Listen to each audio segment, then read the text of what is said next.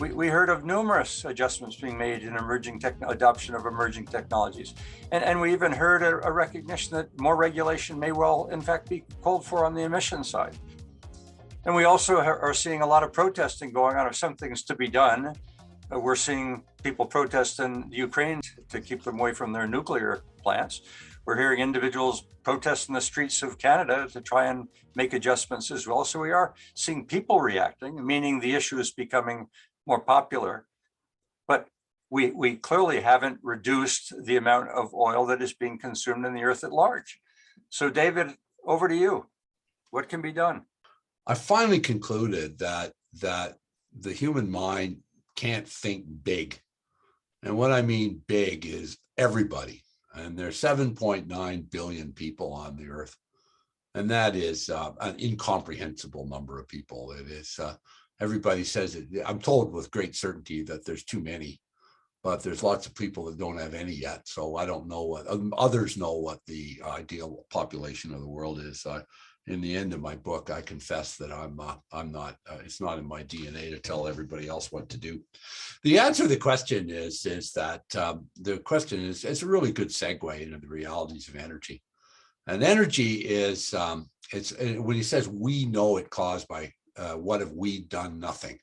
And who the heck is we? Well, my we is 7.9 billion earthlings in various states of development and poverty. And we on the climate file tends to be the OECD countries, the 1.3 billion people that live in Europe, and the OECD countries are Europe, North America. I think Colombia made it in the States. There's nobody from Africa. And in Asia, there's Japan, South Korea, New Zealand, and the United States. So that's generally the we. And the English is the common language, and most of the commerce is done among this we. And the fact is, there's 6.6 billion people, they will call them, for who progressives speak for, but don't speak to. And I don't know if any of you have been fortunate enough to travel. That's a great, the dirty side of the oil business is, my joke for years has been, God didn't put oil anywhere nice. And so I've been to all these places and places like Africa and the jungles of Indonesia and the backwaters of Brazil and in the high Arctic and so on. And the reality is that the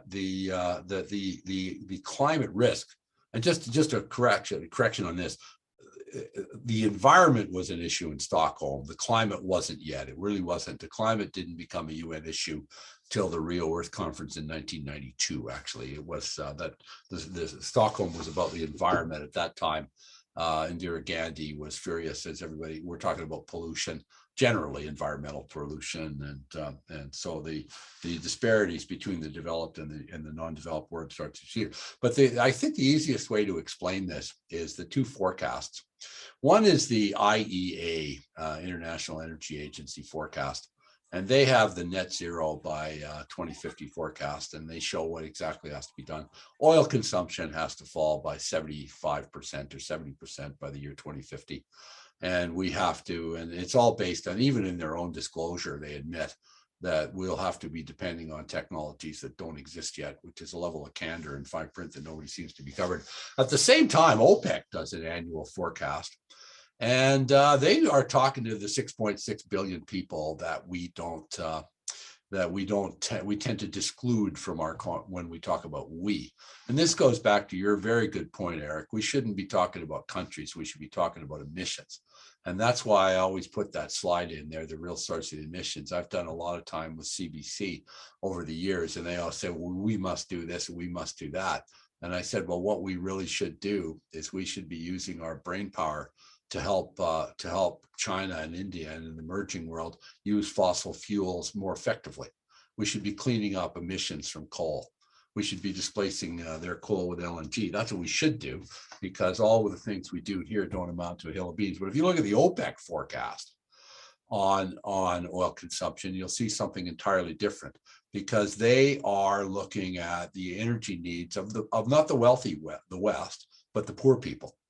And what the ordinary people of the world do every day, there are so many people in this world are hand to mouth. There's still something like 1 billion people that don't have electricity at all, let alone where it comes from.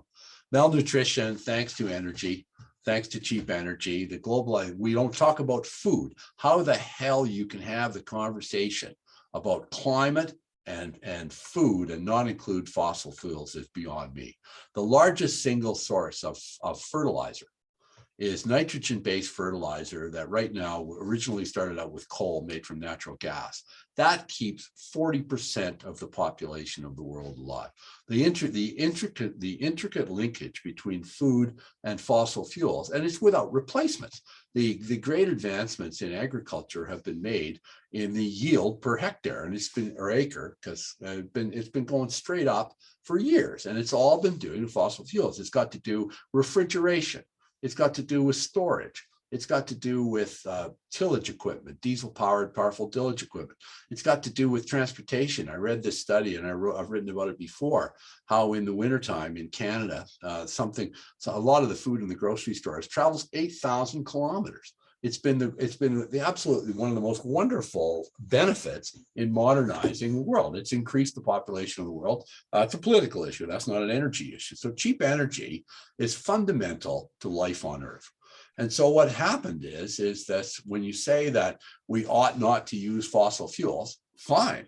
But what we have not done is, and this is energy science, not climate science, we have not looked at the science of the alternatives and realize that they're incapable of replacing the incumbent.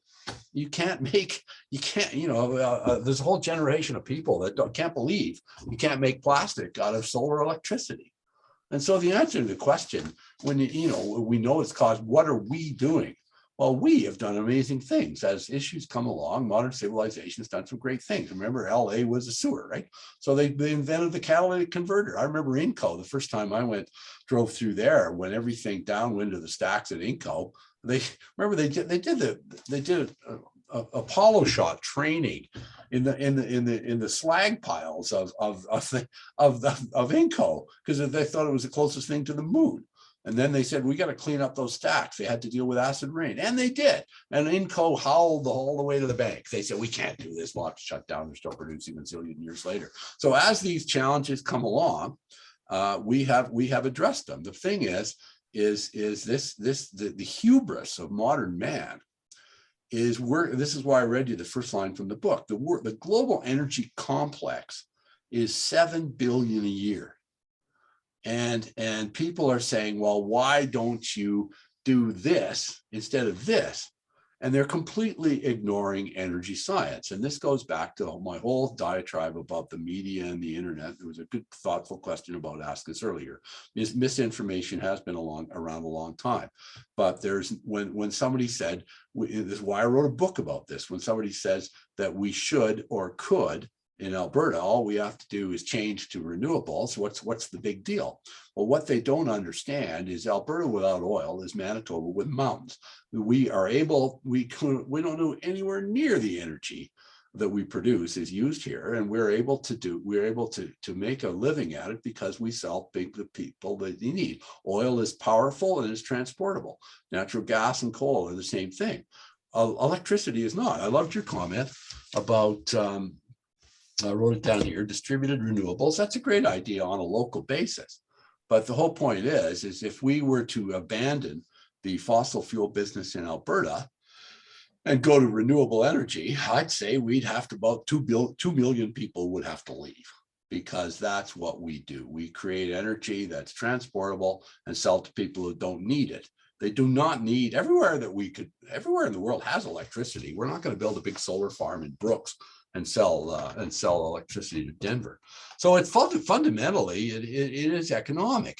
When the reality is people want energy, and this is what China is faced with. What is China looking at? China wants to modernize. People want to leave the agrarian life and move to the city. What's the first thing they need is electricity. And what can they generate large quantities of electricity with and make the transformational change to the economy of China? It's the only thing they can burn that can put power on the switch at an affordable rate and feed that and allow that many people to, and this is a different sort of transition. Their energy transition is from no energy to some energy. That is their energy transition. What is available in the current suite of energy options? And the only thing that's working today on the scale we need, that the world needs, is fossil fuels. And so we go to these conferences, they go to the UN conferences, and everybody agrees to everything. They go to Paris and they sign everything.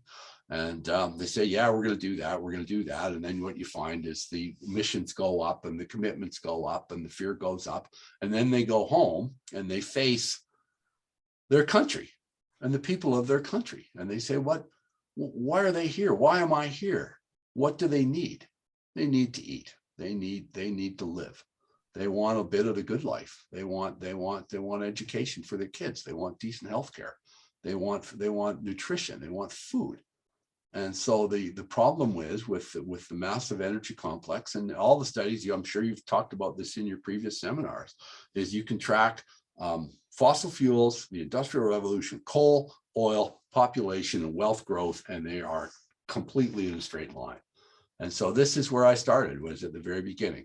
When the first line of my book, they said, what we're going to do with political will, with saying and doing the right things, and we're going to retool the whole global energy complex, and it's going to be good for you. It's going to be great. And the other factor that we have to factor in, and the party's over on this, one of the other things I've spent a lot of time trying to understand is macroeconomics. I have no formal post-secondary education. I just like to read a lot. When I'm talking about macroeconomics, I'm talking about global economics and capital flows. I've been reading a lot about it for many, many years, and I finally concluded that they don't have any idea what they're doing. They just can't tell anybody, and they can't collect a big salary. But what I do know this is following the trends, in the G7 countries, the debt to GDP ratio was about 55%. Then along came 08 and 09 and quantitative easing. Remember, they got out the bazooka. They flooded the markets with liquidity because Lehman Brothers and these insurance companies collapsed. Well, all I can say is central bank liked what they saw, because after the economy got back on its feet in 10 and 11, they just kept printing money. They kept interest rates really low. They called it quantitative easing. And what they did, what the central banks of the Western world did, in my view, this isn't in my book because I didn't know this then, is what they did. They liked what they saw, and they artificially disguised the performance of the economy.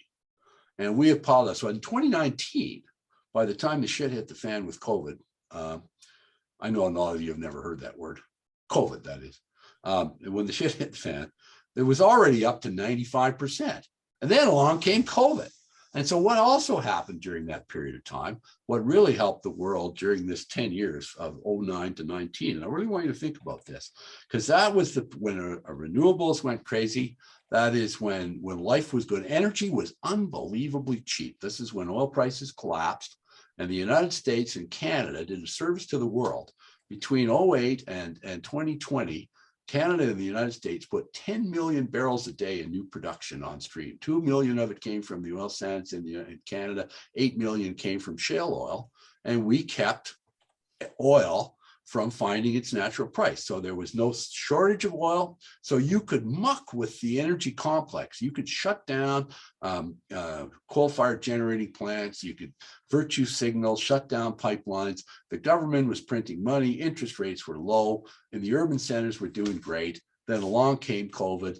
And the last thing to say is on the economic section, as we close up the last bit, the party is over. The government has lost its flexibility. Inflation in the supply chain is rampant. Interest rates, our Bank of Canada rate went up by 25 basis points yesterday, one of many. The cost of everything is going up, and the ability of governments and central banks to disguise the true performance of the economy. This is when the part of the macroeconomic events, when renewables took, when we got reckless with our energy supplies. And you asked a question, Eric, at the end of your comments, what do we do about it? I think I said price and misery. And we got them both. in a big way. And That point was being made in the decarbonization series. I don't know whether it was Dennis McConaughey, that there is no way out of this if you don't start ratcheting up your price of carbon. It's the only way to reduce its consumption. But the limits are really unfathomable and untenable politically. Another point that was being made, some would like to depoliticize energy. You want to depoliticize it, let the government own it. If government owns energy, however, government becomes dependent upon energy to the point that it doesn't listen to people at all. So at least we've got a chance in a democratic environment where people are protesting and making their comments that are being felt by the politicians and making some accommodations to balance the behavior of industry, to balance the behavior of consumers, to balance the pricing. We've got a better chance in a democratic environment to balance these forces than you do when you nationalize.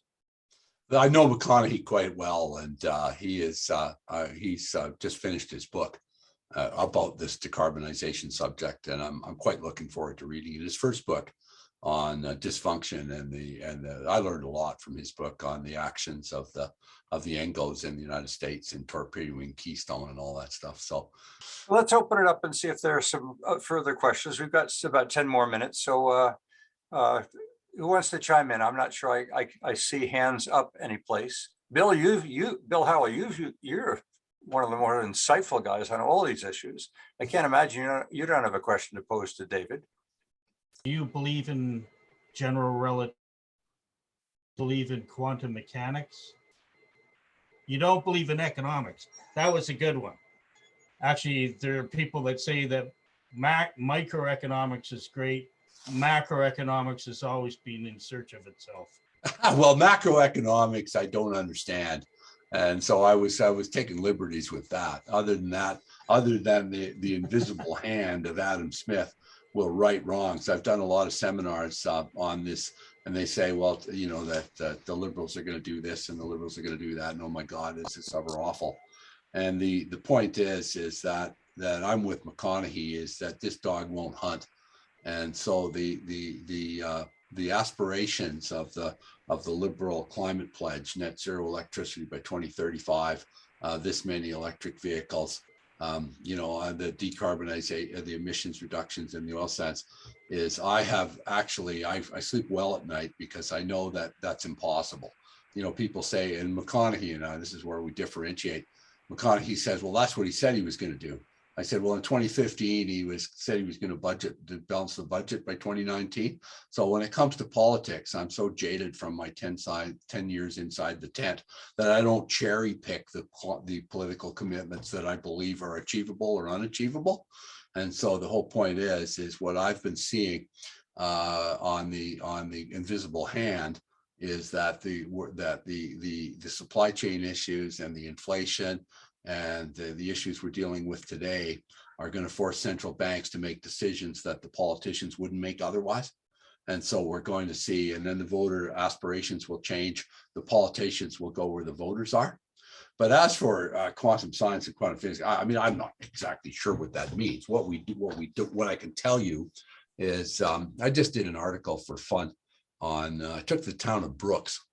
And this is what we need to do if you really want to do these things. I took the town of Brooks, and I said, what I wanted to do was I wanted to investigate battery storage, possibly the most oversold and under-promising solution to emissions on God's green earth. And so I went, so I said, what I want to do is I want to take battery storage and put it in a quantifiable unit. So I phoned up ASO, and I said, what is the electricity consumption of Brooks, Alberta? Population 14,400, 21 megawatts every hour on average. Goes up and down, but there are 21 megawatts. Alberta's 11,000 and some, to put it in perspective. So I said, well, now Brooks is right, just very close to the new solar farm going in. This is a 453 megawatt solar farm, just not that far away as the crow flies. Pretty windy down there. Anybody who's been there, there's lots of turbines in Medicine Hat and a little further south. And so Brooks actually has, in what we're told, ought to have the perfect geography, lots of sun, lots of wind for 100% renewable electricity. So then I said, okay, I'm shutting the power off for a week, 1 week, where we're going to pull a baby Europe where the wind doesn't blow and the sun doesn't shine. What are we going to do? So I said, well, we need backup power. And the EU has just admitted that they need backup power. They've just changed their regulations there for more natural gas generation and more nuclear. France has just gone all in further with, I think, 14 new nuclear plants. They're not going to run out of electricity. And so I went to two options. I phoned up an oil field rental company. I got the biggest bull badass diesel cat generator they sell. 3 megawatt, 3,000 kilowatts or 3 megawatts, V16, 1.3 million. So I said, FOB, all ready to go. Just fill her up and plug it in. So I hauled, I think I needed, for that, I needed 3 divided by 4. I just finished this article, 20. I needed 8 of them for 24 megawatts. And at 75% efficiency, they burn $1.1 million worth of diesel for 7 days. So what I could do, now some of them were used and refurbished. So basically I could supply electricity for a week for one-time cost, just buy it the one time for, I think 14 million. So the other alternative was the Tesla Megapack battery. And this was just installed by TransAlta down at Pincher Creek to supply backup for them. And I found a colleague who's taking a master's degree in renewable energy. And he'd done a study on Medicine Hat. The Tesla Megapack battery is 1.5 million. And so what I discovered was to run Brooks for a week, I was going to need 42 Tesla Megapack batteries if they were all full drain sequentially, if I was unable to recharge them. So the price for a week was 63 million. If the electricity went out for 2 weeks, then my diesels would only need another $1 million. My batteries would need another 63 million. And what I'm just trying to do is I'm just trying to give people tangible examples. I had coffee the other day with a guy who took a master's degree at Stanford in renewable energy. And he was just really pessimistic about wind and solar. He said, because it's 3 years, 3 years of carbon-free electricity generation to recover the carbon in the manufacture of the steel and the cement. So we've just got some work to do. What do you suggest to depoliticize energy, since that seems to be your main point today? We have a frank discussion of where the emissions are coming from. We take the young people of Canada, instead of terrifying them, be honest to them, admit that voting for Catherine McKenna and voting with your heart isn't going to solve the problem, that it is a global problem. The greatest source of emissions is in the third world. Include them in the dialogue and go agree on the problem. As Eric said, what is the problem? The problem is there's a developing world that's using fossil fuels because that's all they have. They're the greatest source of emissions, and we should focus on that. And then that's what depoliticizing it was. And his point was, well, it's still dealt with on a country and political basis. We are making very poor decisions on a regional basis at great expense. We're taking a generation of young people. I think if we were honest with the youth of today and they explained the enormity of the problem and put them to work, not in protesting, in pipeline protests, put them to work, use a little science and ingenuity, define what the problem is globally, and take all this energy, mental energy, and take all our capital and put it to work on the real problem. And we're not doing that. We're not doing that. Okay, do you have a pointed question you want to raise? Thank you, David, for an excellent presentation and for the comments. I want to ask you just a couple of questions. And why is it that efficiency is such the lowly, ugly sister of energy? Everybody talks about efficiency. It's not sexy. And somehow that is where the low-hanging fruit is. When I researched carbon taxes, everyone I talked to said that if a properly constructed carbon tax, and this included people like Jack Mintz, that a properly constructed carbon tax would over time help people make the right decisions and drive to efficiency. But the properly constructed carbon tax was meant to be cash neutral, meaning that as carbon taxes went up, some other tax was meant to go down. So that in the end, if you did things like insulate your house, you had the cash to do it because your GST went down or the cost of something else went down. And what we've seen is there's a terrible tendency of the carbon tax to be politicized. Instead of a pure carbon tax, the political process would rather give it back in rebates, would income. So it's also, regrettably, it's being used as a form of income redistribution. And then, of course, it also tends to not factor in the realities of Canada. For example, the clean fuel standard. We've got some real challenges with the weather here that aren't affected. So efficiency is available, but the way we seem to work now is that there's programs for this. Because they are more attractive politically, that if you install a solar panel on the roof, you can get X, or if you do this, qualify for this insulation program. So it allows the growth of government, and it allows the politicians to sound, dedicated and magnanimous. So the efficiency could take care of itself, and it will. I mean, it'll happen. If you look at the fuel economy of automobiles, pretty amazing what they've done in terms of efficiency. The one thing that's not included in anybody's in the push for renewables, electric vehicles, for example. Right. What they're not doing is they're not looking at what you might be able to do with the incumbent, which is an ever improving internal combustion engine that got even better mileage yet. This is a burning question I have, and I know where Eric will know where I'm coming from. You want to comment on nuclear, the fission and/or the future of fusion? It is, where do you put it? It is just probably the most frustrating thing on earth. We can't even clean up the waste. Like, everybody says nuclear is a good idea, and then you go to site it.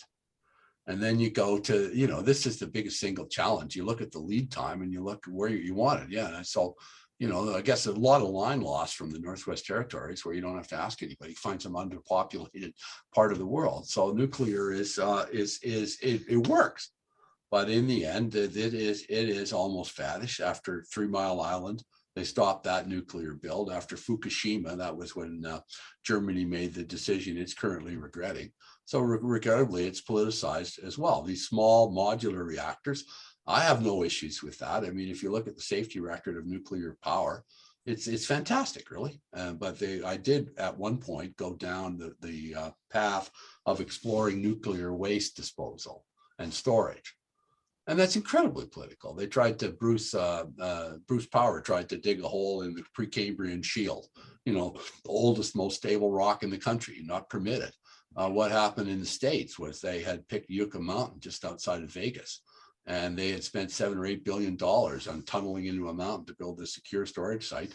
But isn't this a paradox? I mean, we have a technology that is denied social license, which is an answer. I'm not saying it is the answer, but has the capability of offering something that's emissions free. We are seeing the gaining of social license. So I don't think we should take our eyes off the possibility that nuclear may find its way back to the table in the form of SMRs. I'm all for it. I'm all for any of these things. The point is to do that, we have to say, what are we doing with energy? We're going to fix energy or supply energy. Yeah.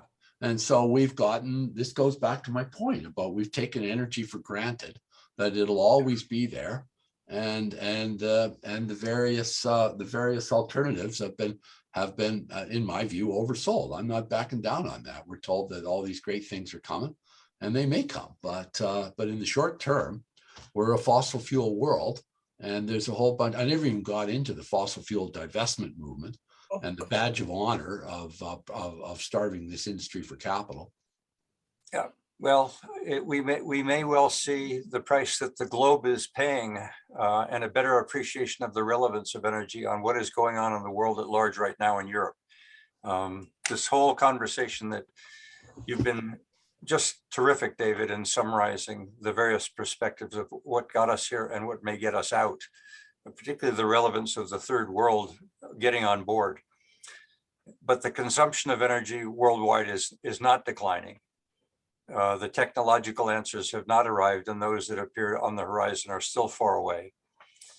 And the weaponizing of energy in some people's minds seems to be a way to achieve their gains. So we're in a world where this isn't going to go away. And I think as a topic for KEI will continue to be on the table.